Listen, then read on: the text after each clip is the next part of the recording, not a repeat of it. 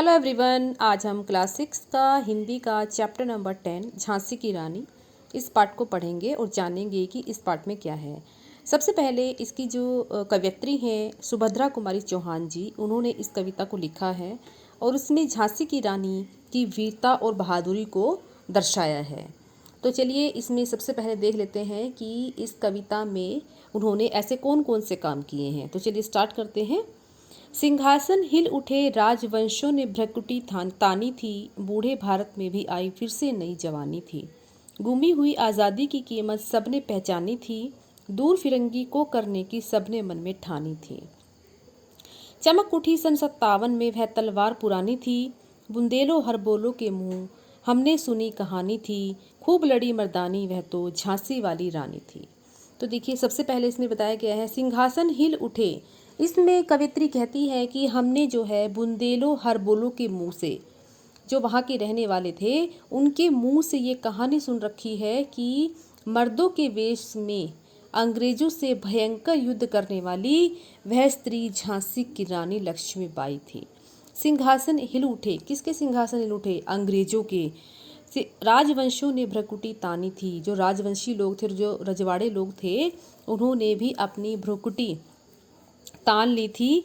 बूढ़े भारत में भी आई फिर से नई जवानी। बूढ़े भारत में मतलब जो हमारा भारत जिसे हम बूढ़े कहकर यहाँ पर बता रहे हैं, तो उसमें जब रानी लक्ष्मीबाई आई सन 57 में अंग्रेज़ों से लड़ने के लिए, तो फिर से हमारे बूढ़े भारत में एक नई जवानी, एक नया जोश उनके अंदर आ गया था।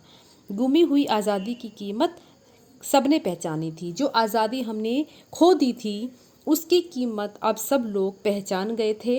और वह क्या कहते थे कि दूर फिरंगी को करने की सबने मन में ठानी थी, और अंग्रेज़ों से निजात पाने के लिए, उनकी गुलामी से छुटकारा पाने के लिए अब सब ने जो है अपने मन में ये निश्चय कर लिया था कि हम अपने भारत से अंग्रेज़ों को भगाकर ही रहेंगे।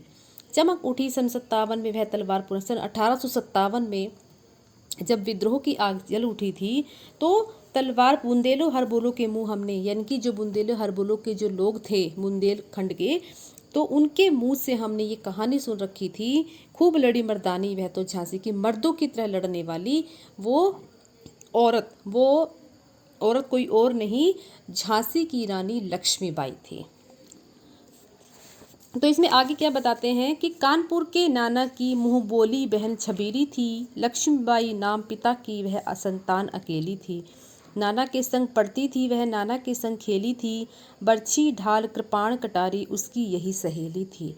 वीर शिवाजी की गाथाएं उसको याद जबानी थी, बुंदेलो हर बोले के मुँह हमने सुनी कहानी थी, खूब लड़ी मर्दानी वह तो झांसी वाली रानी थी।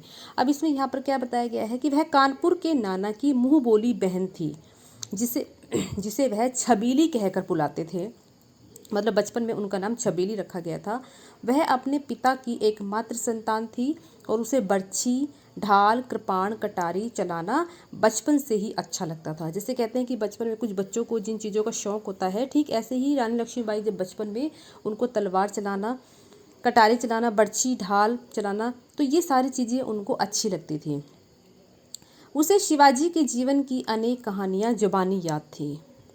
वह साक्षात दुर्गा की अवतार थी और युद्ध आदि करना उसका प्रिय खेल था। झांसी के राजा के साथ उसका विवाह हुआ था। तो इसमें यहाँ पर यही बताया गया है कि झांसी की रानी जो लक्ष्मीबाई थी, उनको बचपन से ही उनके अंदर साहस, हिम्मत, ये सारे गुण उनके जन्म से ही थे। लक्ष्मी थी या दुर्गा थी, वह स्वयं वीरता की अवतार, देख मराठे पुलकित होते उसकी तलवारों के वार।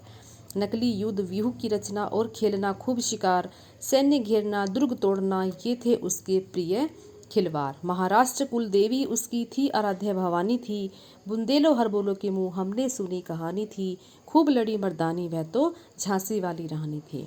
अब इसमें यही बताया गया है कि साक्षात जो दुर्गा थी वो उनकी अवतार थी और युद्ध आदि करना उनका प्रिय खेल था। झांसी के राजा जो है उसके साथ उनका विवाह हुआ था। काफ़ी समय तक वो क्या हुए, वे निसंतान रही, मतलब उनकी कोई औलाद नहीं हुई। तभी राजा की जो है वो मृत्यु हो जाती है, उनके पति की मृत्यु हो जाती है और रानी विधवा हो जाती है। काफ़ी संघर्ष किया उन्होंने जीवन में, काफ़ी कठिनाइयों का, मुसीबतों का सामना किया, लेकिन वो कभी भी घबराई नहीं, कभी भी वो पीछे नहीं हटी। झांसी को राजा के बिना देखकर अंग्रेजों ने उन पर आक्रमण कर दिया। जब उन्हें ये पता चल गया कि उनका पति भी मर गया और उनके कोई संतान भी नहीं है, तो यही सब देखकर जो है अंग्रेजों ने उनके ऊपर आक्रमण करना शुरू कर दिया। ऐसे समय लक्ष्मीबाई ने दृढ़ निश्चय कर रणचंडी का रूप धारण कर लिया। रानी अपने सेनानियों के साथ युद्ध के मैदान में आ गई।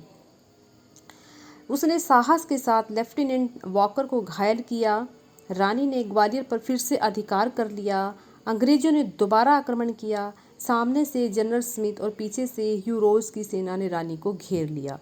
वो जब युद्ध आक्रमण की बारी आई तो अंग्रेजों से रानी लक्ष्मीबाई ने अंत समय तक बिल्कुल डटकर सामना किया, लेकिन जब उनको दोनों साइडों से, दोनों तरफ से उनको घेर लिया गया, तब जाके उनको अंग्रेजों ने दोबारा आक्रमण किया और सामने से जनरल स्मिथ और पीछे से ह्यूरोज की सेना ने रानी को घेर लिया।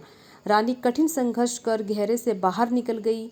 सामने बड़ा नाला था जिससे संकट गहरा गया। घोड़ा भी नया था। रानी अकेली थी और दुश्मन अनगिनत थे। रानी लगातार सिंघनी की तरह लड़ती हुई 23 वर्ष की छोटी सी आयु में स्वर्ग सिधार हो गई। रानी हमें यह शिक्षा देकर अमर हो गई कि हमें देश की रक्षा के लिए अपने प्राणों को भी न्योछावर कर देना चाहिए।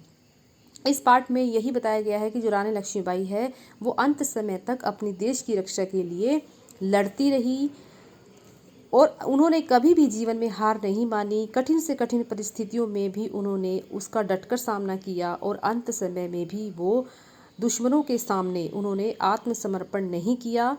लड़ते लड़ते वीर गति को प्राप्त हो गई और देश को आज भी उनकी याद किसी न किसी रूप में लोग याद करते हैं और जब तक ये इतिहास रहेगा तब तक जो है रानी लक्ष्मीबाई का नाम भी अमर रहेगा। तो हमारे अंदर भी इसी तरह का जज्बा होना चाहिए, इसी तरह का साहस, हिम्मत और हौसला होना चाहिए ताकि हम भी अपने देश के लिए कुछ कर सकें।